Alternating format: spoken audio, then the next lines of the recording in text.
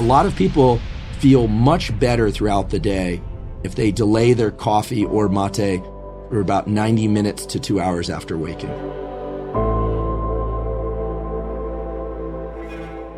Getting enough sleep is crucial for optimal functioning. Most adults require 7 to 8 hours of sleep nightly. When sleep is inadequate, the brain lacks the opportunity to rest and rejuvenate, resulting in fatigue. A healthy diet is equally important. By consuming nutritious foods, you enhance your general well-being and your energy levels. Remember to incorporate ample amounts of fruits, vegetables, and whole grains into your meals. These natural sources of vitamins, minerals, and antioxidants support your body's vitality. Prioritizing sleep and maintaining a balanced diet work together synergistically to promote overall health and ensure that you have the energy necessary to tackle life's challenges effectively. So, make sleep and a healthy diet non-negotiable components of your lifestyle for a vibrant and energetic existence. Our light viewing behavior has perhaps the strongest effect on our levels of alertness and our capacity to fall asleep and get a good night's sleep. And this is because at the fundamental layer of our biology, every cell in our body needs information about time of day. It's no coincidence that we have a collection of neurons over the roof of our mouth, the so-called suprachiasmatic nucleus. That's our central circadian clock. It informs every cell in our body about time of day, but it is deep in our brain. It has no access to light. So there are a collection of neurons in the eye, the so-called melanopsin ganglion cells. These are just neurons in the back of your eye, remembering, of course, that the eye is actually part of the brain that's outside the skull. And those neurons communicate to the central clock when it's daytime and when it's night. So the simple behavior that I do believe everybody should adopt, including many blind people, we can talk about why that is to view ideally sunlight for 2 to 10 minutes every morning upon waking. So when you get up in the morning, you really want to get bright light into your eyes because it does two things. First of all, it triggers the timed release of cortisol, a healthy level of cortisol, into your system, which acts as a wake-up signal and will promote wakefulness and the ability to focus throughout the day. It also starts a timer for the onset of melatonin, this sleepiness hormone, or the hormone of darkness, as they say. Melatonin is inhibited by light. So by viewing light first thing in the day, you set in motion these two timers, one for wakefulness that starts immediately and one for sleepiness that starts later. The key thing here is that people are hearing a lot nowadays about avoiding blue light. Blue light is so terrible. Well, it turns out that blue light is exactly the wavelength of light that triggers activation of these cells, and that's exactly what you want early in the day. Regular exercise is a powerful tool for increasing energy levels and uplifting mood. Engaging in at least 30 minutes of moderate intensity exercise most days of the week can work wonders. Moreover, managing stress is crucial, as that can negatively impact both physical and mental well-being, leading to fatigue. It's essential to find healthy outlets to cope with stress, like exercise, relaxation techniques, or spending quality time with loved ones. These activities help alleviate stress and restore balance, enabling you to recharge and combat fatigue effectively. By incorporating regular exercise and stress management techniques into your routine, you can unlock a reservoir of energy and maintain a positive outlook, enhancing your overall quality of life. So people generally will say, well, maybe I should just look at my computer or my phone first thing in the day. Well, it turns out that these cells are very hard to activate early in the day and very easy to activate at night. So it's kind of like the biology is encouraging us, if you will, to take on the right behaviors, which are to get outside. Even if there's cloud cover, there's a lot more light energy, a lot more photons coming through cloud cover than you're going to get off your phone or a computer. And early in the day, 2 to 10 minutes outside without sunglasses is going to be really beneficial for a huge range of biological functions and brain state. Huberman talks about how caffeine can improve our mental and physical health and make us perform better. He explains the right amount of caffeine to take and when to take it for the best results. Huberman also discusses how caffeine can make us like certain foods and drinks more and make us want them more often. He explains how caffeine helps us focus, to stay alert and improve our mood and avoid feeling sleepy. He gives practical advice on how to use caffeine effectively, like waiting a bit before having caffeine in the morning, using it occasionally, taking it during fasting or exercise, and using theanine to reduce caffeine jitters.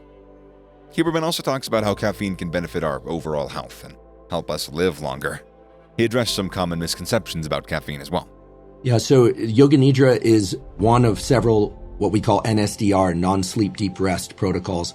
Admittedly, I coined the term NSDR because scientists like acronyms almost as much as the military likes acronyms. And I did it deliberately not to rob the beautiful history and community that is Yoga Nidra and the yogic communities of anything, but rather because many people are averse to doing anything that has a name like Yoga Nidra.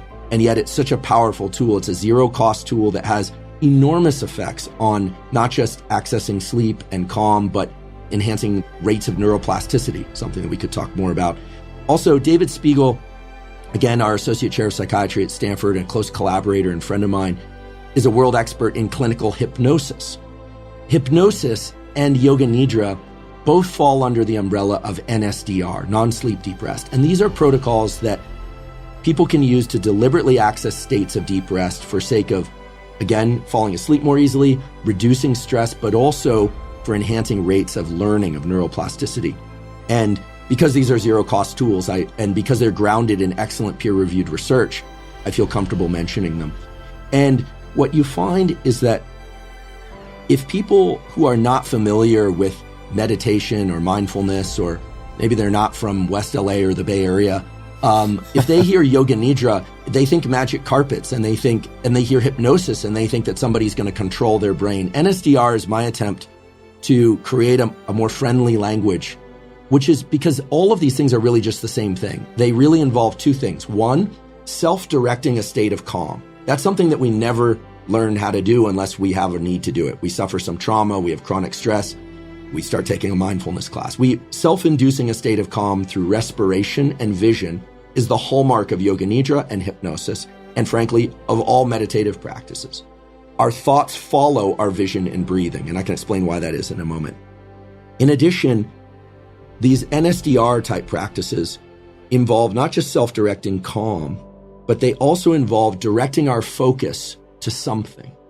We generally have a hard time falling asleep because we think we have to turn off our thoughts completely like a switch. But the transition to sleep involves allowing our thoughts to become fragmented, and then we become relaxed, and then the brain enters this state where space and time are very fluid and not under our conscious control. And those are things that we can teach ourselves. So Yoga Nidra scripts are found all over YouTube. There's some great apps out there. A 20-minute non-sleep deep rest protocol after a bout of intense focus or intense attempt to learn anything, skill learning or cognitive learning, accelerates plasticity by about 50%.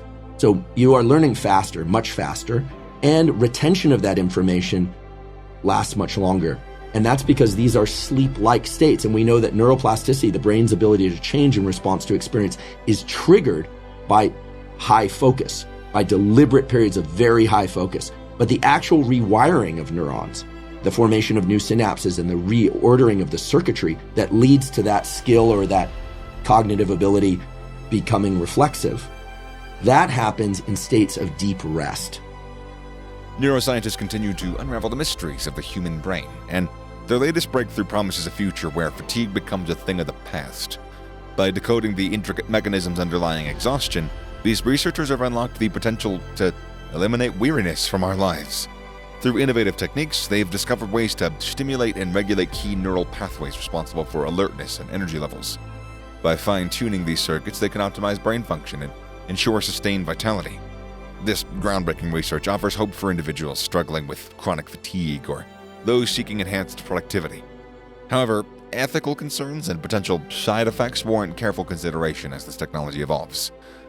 While the prospect of never feeling tired again is a little tantalizing, its implications extend far beyond our physical limits, touching upon our very essence as human beings. I mean, we all sleep.